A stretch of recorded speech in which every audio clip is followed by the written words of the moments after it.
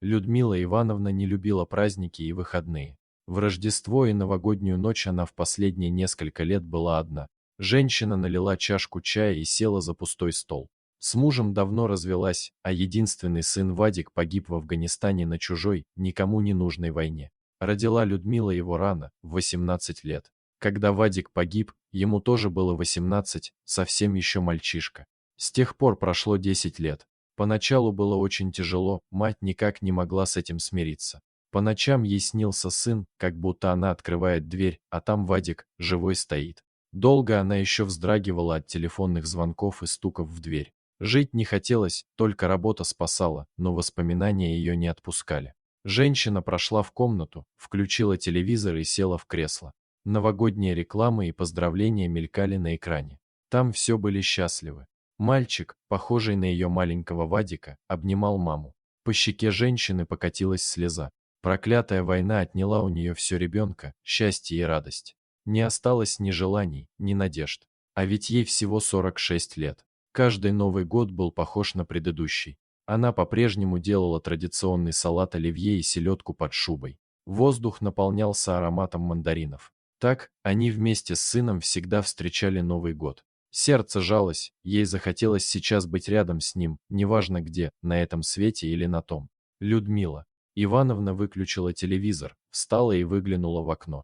Там снова шел снег. Необходимость посетить могилу сына подтолкнула ее одеться, положить в сумку мандарины, пару конфет и пойти на остановку. Она села в автобус и поехала на кладбище. Людмила Ивановна брела по заснеженной аллее кладбища. Под ногами скрипел снег, могила Вадика была недалеко. На могилу женщина положила мандарины и конфеты. Смахнув со скамейки снег, она присела. Женщина смотрела на портрет на памятнике. Тело пришло в закрытом цинковом гробу, так что мертвым. Своего сына Людмила Ивановна не видела. Вадик был в форме и улыбался, таким его все и помнили. «Вот, сынок, пришла к тебе», – тихо сказала мать. «Ты ведь так любил Новый год, принесла тебе твои любимые мандарины. Как же мне плохо без тебя, сынок, а ты лежишь тут совсем один. Хоть бы знак подал, что слышишь меня». Она опустила лицо и закрыла его ладонями. По щекам потекли горячие слезы. За спиной послышался странный звук, похожий на вздох. «Тетя, угостите конфеткой!» Послышался за спиной тихий детский голос. Она обернулась. Мальчик лет 6 стоял в снегу за оградкой. Рядом с ним сидел подросший белый щенок. Испуганные глаза мальчика смотрели на женщину. Было видно, что он весь продрог. «Иди сюда, малыш», — ласково позвала женщина. «Я бы угостила тебя, но с могилки брать нельзя, а больше конфет у меня с собой нет». «А ты откуда здесь взялся?» «Меня собачка привела», — отвечал мальчишка и погладил пса по голове. «Это твоя собака? Она такая красивая?» «Нет, я ее встретил около магазина, и она позвала меня с собой. Вот и я пошел, а она привела меня к вам. Я подумал, что это ваша собака».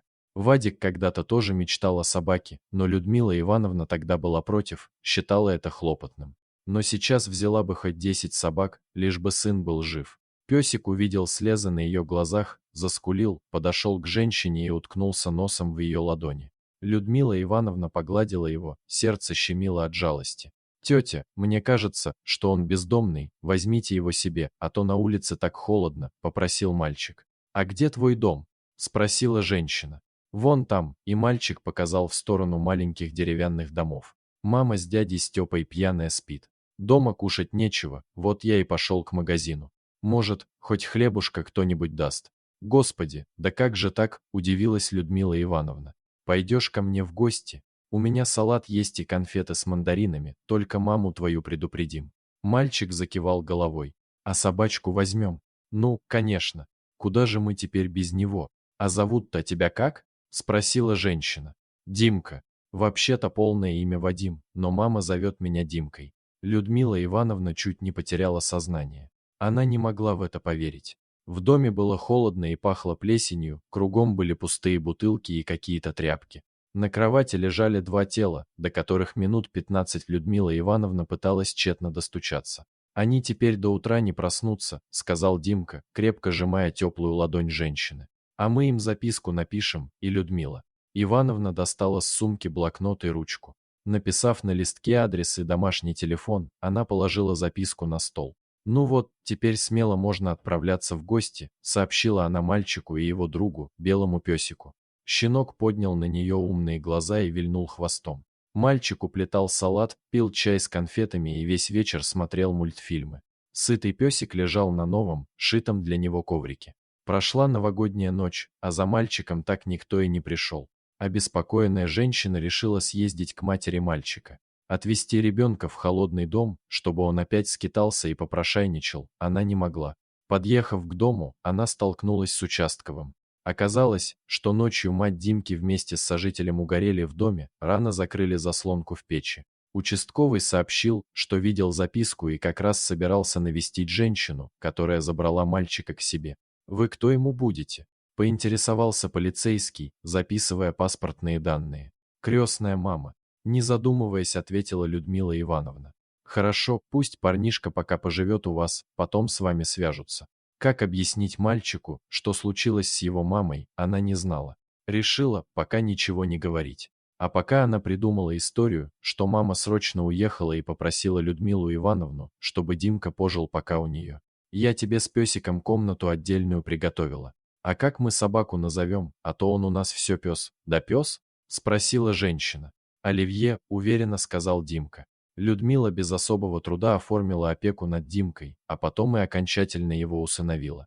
Сама женщина была на седьмом небе от счастья. Шло время. Мальчишка привязался к ней, к своей новой маме.